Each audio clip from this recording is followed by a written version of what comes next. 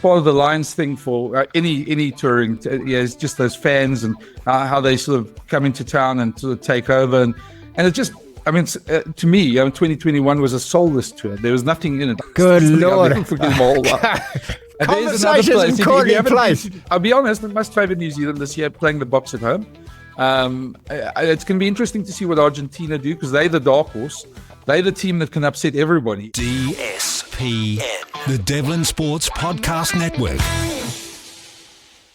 It's us against them. Not quite yet. A couple of weeks away before the All Blacks take on the Boks, the unofficial World Rugby Championship. Man, are we all looking forward to that. But, of course, this weekend, it's the Rugby Championship kicking off, us against Argentina, and the Springboks versus Australia. A good old mate who has been so generous with his time over the last couple of decades for us, and it's been a little while since we caught up.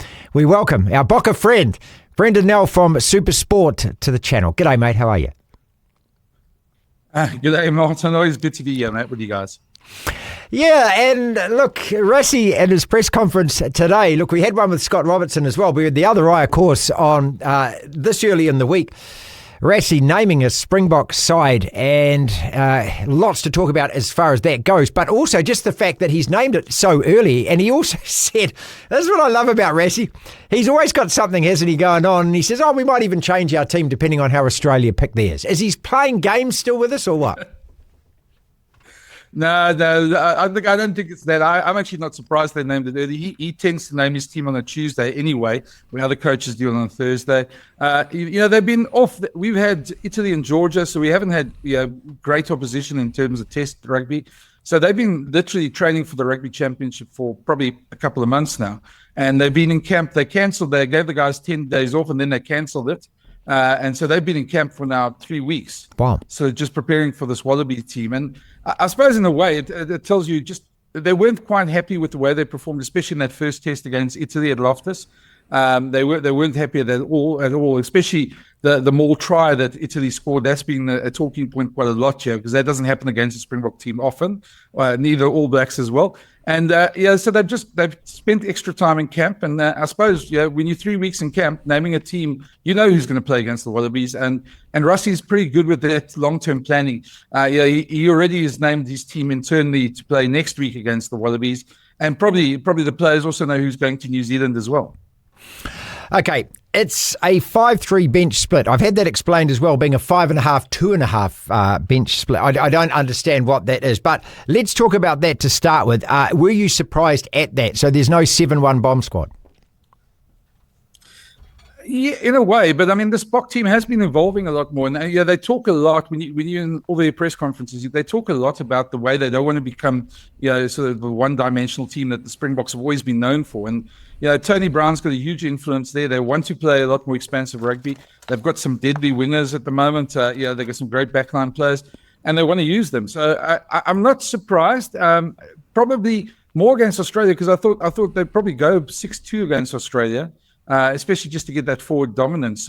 Rassie's also is obviously something that since I've known Rassie since he's a player, and he's always thinking 2 steps ahead, and he's always got something that he wants to keep you distracted. And I sometimes feel, I know this is probably a very unfair comparison, but in a lot of ways his PR strategy is a lot like Donald Trump in a way. While we're doing something over here, we keep you distracted over there. And okay, right. We saw that in the Italy and Georgia tests. With that line-out move that got everyone talking, but people don't look at what they're doing on the rest of the field. So I'm a bit surprised not 6-2, but I think we might end up at 6-2, because I think the Aussies, if I was them, you want to have the biggest bench, the biggest pack you're going to have against the Springboks, especially in Ellis Park. The Boks are going to look to run them. They're going to use the altitude, and I expect a lot of kicking there as well. So, I don't know. Will Skelton's going to be key for them, as he was. But the Boks know him, and it's not like teams haven't tried to upset the Boks before up front as well. Brenden, how seriously is this as a challenge for the Springboks right now, given that, and we've been watching from this side obviously, given that the preparation hasn't been great? It's not like you've really been tested. So how seriously a challenge is this Australian side this weekend? Well, I think there's there is a danger because they've had some top quality opposition. They've had the intensity of a Lions tour, and we all know with the intensity how your whole rugby world comes to a stop with a Lions tour. Of course, 2021. I know there's been a lot of debate lately about how bad the 2021 tour was. It was a terrible tour, to be very honest. Part of the Lions thing for any touring is just those fans and how they sort of come into town and sort of take over, and it just. I mean, to me, 2021 was a soulless tour. There was nothing in it. I was in 2 of the 3 tests, and empty stadiums is absolutely horrific to sit there and watch that. I'm glad the Boks won. I mean, obviously, you always want them to beat the Lions, and I think in this the danger about this Australian team is that they've gained a lot of confidence. That Lions team wasn't great. Let's be honest. They came on saying they wanted to be the best ever, etc. They were pretty mediocre, and if Australia had a better first half and maybe had a bit of better preparation, they could have won that Test series. I mean, they were about half of rugby away from winning that Test series. So, to me, the danger is that the confidence that Australia's had, and you just need a couple of things to go wrong. The Boks, there was a bit of danger signs against Italy at Loftus where they brought on the bomb squad. You had players like Andre Pollard, Erkjes Snyman, Faf de Klerk come on. And the intensity didn't go up. And that's what been a hallmark of Springbok bomb squads, is that the intensity's gone up when their reserve bench has gone in. And they didn't have it. And Rassie wasn't happy. He admitted afterwards he was very frustrated at that performance. And I think when you've played sides 8, 9, 10 in the world, and you've got to come up against, I mean, Australia are 7 or 6, I suppose, at the moment, but you're coming up against it's a bigger intensity in the Rugby Championship than they've had in July. There is that danger that maybe you might get caught cold. I don't think they're going to be caught cold for too long. But with the confidence, I think that sort of mix of Australia's confidence coming to South Africa after the last test and the Boks not having played for a month now, that's the danger. I think though this Bok management knows that well enough and knows what to get out of their team and knows how to get it out of their team. So I don't see Australia winning, but I think the Boks will just crossing all the T's and dotting all the I's, so to speak. How important is this tournament in South African rugby? I look at this Rugby Championship, mate, and I've been saying it for days, weeks even, that I think this is the most exciting and the most anticipated that we've had in years. It really does feel like it means something. In between World Cups, it's always been, yes, it's a tournament we've played, but we've had eyes on other things, whether it's a Grand Slam tour, whether it's Ireland touring here, whether it's playing new blokes or whatever. It feels like with all 4 teams where they are at the moment, that this really does mean something. Is this a trophy that South Africa thinks we want to win and it's worth winning? Definitely. I think if you look at the history, I mean, you guys have won it, I think, 20 times in the something like that, yeah. Years. So, yeah. And, it's got a huge significance here, mainly because we haven't won it so much. And having won it last year, the Boks have never defended a title, a Rugby Championship title. So Rassie did speak a bit about that yesterday, saying that, there was a bit of a thing of they haven't beaten Australia 5 times in a row before. That's a little they set themselves these little milestones the whole time, and they've never defended the Rugby Championship. So that's their ultimate goal at the moment. And let's be honest, I mean, we can look at they've got a big test year like the All Blacks, but those 2 All Black tests are standouts massively in this test year. Well, we're going to play Ireland in Dublin and France later on, and the France one's going to be quite a heated one after the World Cup quarterfinal. The memories of that, they'll be quite motivated to beat the Boks. But for South Africans and for most rugby fans, the All Blacks still the pinnacle, and we love playing the All Blacks. We don't want to lose that. Lose that contact with the All Blacks. I'm looking for next year that the greatest rivalry tour. I can't wait for that because it'd be wonderful to see. And I hope the one thing I do hope is I hope we don't have like a Lions tour where the franchises are a bit depleted without their Springboks and they take 50 or 60 guys out of the franchises. I hope that's a really strong franchise teams to place the All Blacks, and we have an old style tour. Yeah, I was lucky enough. I mean, I was lucky enough to. Do the 96 tour with the All Blacks with John Hart's team. It was a fabulous tour. And I mean, the Lions tours are the only other tours that really come close to that. So I'm really hoping for that. But the All Blacks are still everything to the Boks. And you can talk to any Bok fan about this year, and all they'll go to is the first game in Auckland. That's the most important game. And then the next one the next week. And obviously, the All Blacks have got that amazing record at Eden Park, and the Boks want to break that. So it's going to be a massive test match there. So good to hear you talking about the old school tours like that. I mean, it's one thing that international rugby had that no other sport had, and it's generational. kids I was watching in 77. I mean, I was just a young lad then going to school, and I remember the Lions coming to our school and training. I've never forgotten it. I mean, you have personal contact with these players, and they're in your country for a long time, and friendships develop from that, relationships develop from that. It's just something international rugby has got to get back to and preserve. Here we are, the Saudi R360 thing being talked about, and a whole lot of players from wherever cobbled together played. It's just a load of rubbish, isn't it? Who wants that? Here you're talking about 3 tests in Africa and also playing meaningful midweek matches. Yeah, loving every second of it. I want to go through some of your selections here, because you mentioned de Klerk before and you mentioned Pollard before. Those players now on the outer, you've got Marty Lebok playing at first 5. You've got Sasha there, who could have been selected for that. Pollard, and what is he? Is he no longer in that equation, or are we going to see him this year as well? Or is it Marnie is now your number 1, number 10? I think at the 10s, there's no clear number 10 at the moment. We've had a couple of chats to Rassie about that. He sees it that all 3 have very different skill sets. Marnie's probably Tony Brown's favourite because he's the guy who gets the backline going a lot better than the other 2. Sasha's probably the mixture of the 2, and he's probably the guy long-term who people are talking that could be a Dan Carter type player if he carries on developing like he is, because he's an amazing talent. But he's probably not there yet. He's only got 10 tests under his name. He probably needs another year or 2, and hopefully by the World Cup he'll be the form 10 as well. And Andre is the clutch player. I mean, he how many World Cup games did he win for the Springboks with those long range kicks? Oh yeah. I think the thing with Andre now is he's I think 31 now, 32, and I think they a bunch of these World Cup players, 2019, 2023 World Cup players, you're going to see are in their 30s now. So what they're trying to do is they're trying to obviously create a bit more depth and get more players in there and get them tests before the World Cup.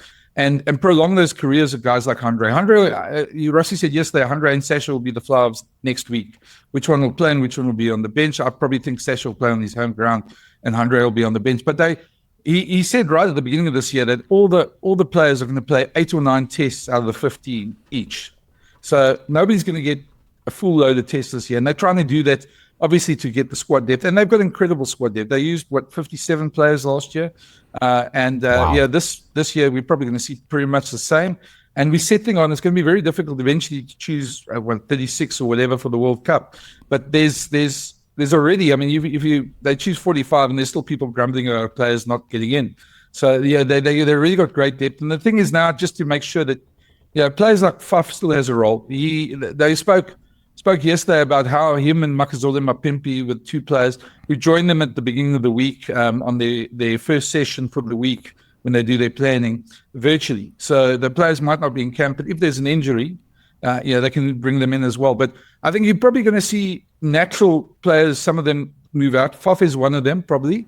Makazole is definitely one. Villiers is probably one who's not going to make the next World Cup as well. But there's a couple of those players you're going to see that will naturally go out. But the key is, I suppose, to get those other players coming in, the Apalele Fassis, the Grant Williams, those type of players, to get them up to 20, 30 tests by the time the World Cup comes. And that's a key thing for them. And that's why, I mean, so far, while you're winning, it's easy to do that. Yeah. And Rassie's always been sort of on the case that, all these plans are great as long as we're winning. And we saw it against Italy after that test, which he wasn't happy. They still won 41-20. I mean, it was still a big win, but he wasn't happy with the performance, and he was going to give some other players their first test caps against Georgia, and he didn't. He sent those players home so as long as the plans are working, well, the team plans, they carry on and they'll give guys shots to play. And I think it's interesting because the Boks are really now at a point where they can probably play 2 teams against any opposition in the world, and not really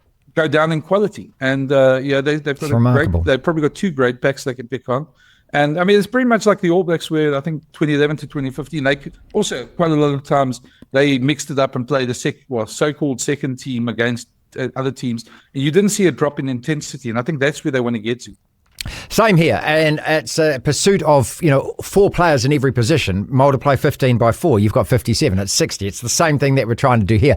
It's incredible to think about, isn't it, that you've got that much strength and depth. That's what France were.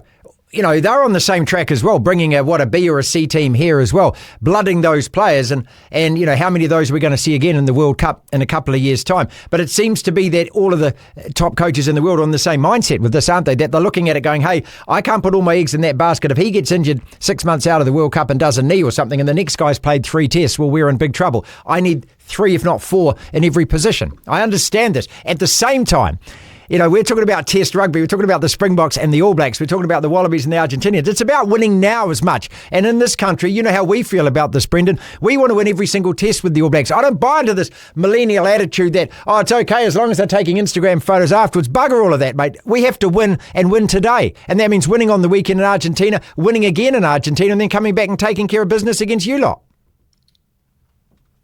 Yeah, I think it's pretty much the same there. And you just remember, Rassie's built up a whole lot of capital. I mean, any coach would. You win 2 World Cups, you're going to get a whole lot of leeway from fans as well. But it's the same thing. You 2-3 losses. The All Blacks are the same. If they have 2-3 losses in a row, or 2-3 losses out of 5, then the grumbling will start. And at the moment, let's be honest, in South African fans' eyes, Rassie walks on water because he's won 2 World Cups. He's delivered what he's promised, and he has the trust of South Africa's rugby public to do what he wants. And so I think there's a little bit of a leeway. And the Boks haven't had bad years, and they do lose the odd test match, which they probably still need to be a bit better at. But at the end of the day, it is about winning now. If we go in this weekend, even if we beat Australia both times, but it's not impressive performances, and then they lose in Auckland, there'll probably be a bit of grumbling. If they lose in Wellington, then things will get a bit bigger. And I mean, then you got pressure on you on the end of the year tour against Ireland in Dublin and France in Paris. And those are the games you want to win, those big games. But you can't drop your standards in between. So I think it's pretty much the same. We're all on the same sheet there. They have to win now, but they have to try and develop players, because I think the biggest mistake they could make is trying to take this 2023 World Cup team through to 2027. Because we've seen other teams who got caught short trying to play players too long. 2019, the one thing that Rassie is very good at is there's no sentiment there. If you got to uphold the standard, and if you're not, there's another guy who's coming in who's going to take your place. So I think both them and the All Blacks are pretty good spaces with that. Brenden, a couple of questions. We'll let you go. Thank you. Sorry, keep going. Sorry. I was going to say just on that point, compared to a team like Ireland, for instance, now, and we see a lot of their players in the URC. But Ireland's really an aging team at the moment. There's not the youngsters that are coming through aren't the same quality as that Ireland batch that Andy Farrell had. And I think that's where the Boks and the All Blacks are very different. And France, we've got a great youth system as well. But Ireland's got a couple of problems in the next couple of years. Is this right now the strongest 15/23 that you think he can select to play Australia? Probably not. There's always debates about who in certain positions, but and I think that's the nice thing where the Springbok rugby is at the moment, is that you can debate whether Chisholm Colby or Edward van der Merwe or Kurt de Arends or Kainan Moody, that sort of player can play. I think there's certain positions that's sewn up. I think Grant Williams is the number 1 9 at the moment. You have to have 4 9s going into a World Cup anyway. So Kobus Reinach's 35, so he's probably going to fall out as well at some point as well. But there's other positions. I mean, Sia's also got a lot of competition. Peter Steph de Toy is probably the number 1 in his position. I mean, Etzebeth, those type of players.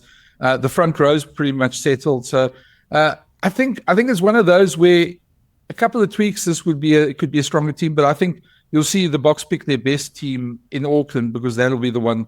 And I think that's where we get to, is that against the All Blacks, they'll always pick their best team. Who wins the Rugby Championship and why?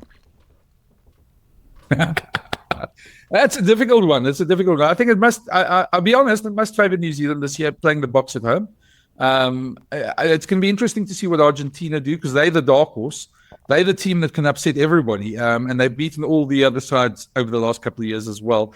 So, but Argentina at home sometimes aren't, especially against the All Blacks, aren't the team that Argentina touring has been. So it's going to be interesting to see what they do against the All Blacks this weekend. But I don't see Australia in the long run coming close. They'll probably finish last in the Rugby Championship. I think Argentina have got, after that big win last year, the 60-pointer they put over them, I think they've got the mental thing over Australia at the moment.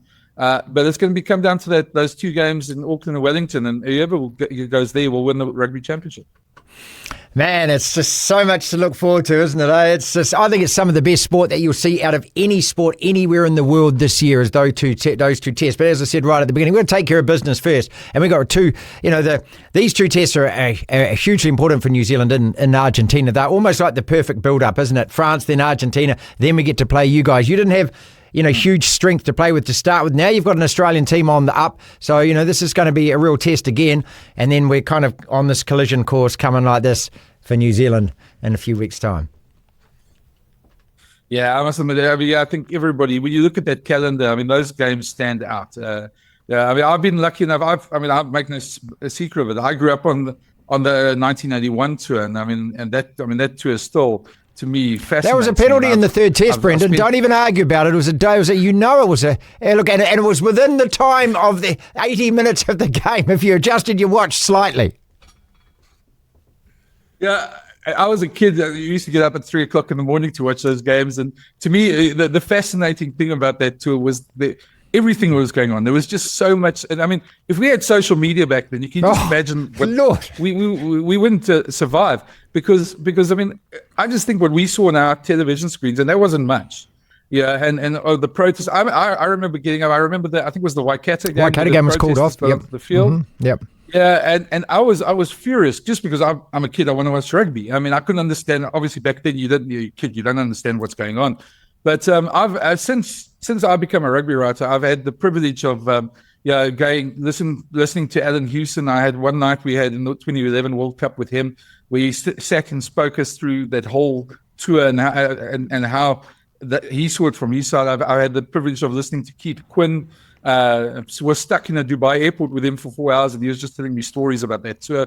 I've read every single book I can on that tour, and it's just fascinating for me to see 40 years later. I don't think anybody now, the younger generation, would even know how big that tour was. We talk about it, but it's like if you weren't there in that time, and I think that probably. Well, I suppose the history's always been there, but that's one of the things to me in my lifetime has cemented that thing with the All Blacks. There's always been this aura about everything with New Zealand. I've been lucky enough to tour there a number of times. Yeah. Spent obviously 2 months there for the World Cup in 2011 as well, where Craig Hubert did you guys a good favour there in that final as well. After you ran off the field in that semi-final. Had to get that in. Yeah. It's a fascinating country and very much like South Africans. The one thing we don't get now, and I think that's when you talk about the old school tours, 2011 stands out to me just for the fact that we got to go to Rotorua, to Taranaki, to all these little towns and see the places I've only heard about or seen on TV. And it's the same. Yeah, that's why I hope next year some of that with that tour gets to those places. They don't just play in the big stadiums in the big cities because that's the big thing. We don't get to those places. I've toured New Zealand 5 times before 2011. In all 5 times, we only went to Wellington and Auckland, Christchurch once. I've been lucky enough to go with the Bulls to Christchurch for a very bad semi-final in 2006 where the Crusaders gave us a good hiding. But you don't get to go to those cities, and that's the magic about rugby is that ending up in a pub somewhere, talking to some local, and who knows their rugby, and you have a wonderful conversation. I love that sort of thing. I once had this is going to sound very bad the way I say it, but I once had a very intense conversation about what a tight head must do with a rather imposing female. She played rugby as well, apparently, so she probably was in the front row. So she was quite a big girl. And in Courtney Place in Wellington. Good Lord. Conversations in Courtney Place. I was going to say, even if you're South African and you've gone to New Zealand, you haven't ended up in Courtney Place at some point. There's those type of places as well. So that's the magic. And that's why I say, I hope these tours bring that back because we really need that. My friend, can't wait. Can't wait for the Rugby Championship to kick off and can't wait for you blokes to get here as well. Thank you so much as always. Pleasure, mate. Anytime. And I'm looking forward to it. DSPN.